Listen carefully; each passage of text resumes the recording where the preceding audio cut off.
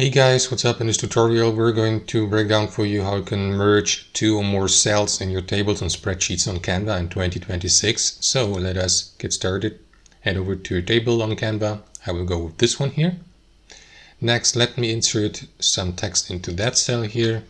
1, 2, 3, and then we got also the cell next to it, 4, 5, 6. So if you'd like to merge these guys, let's say for instance cell G2 and H2. Left click into the first one, hold your left mouse and select the second one. So now, as you can see, both are highlighted or selected. Right click into one of them, select merge cells, and that is going to apply the merging here for these 2 cells.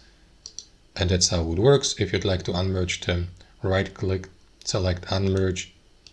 However guys, as you can see in that case, the content of the second cell will be removed, so you will need to enter back again.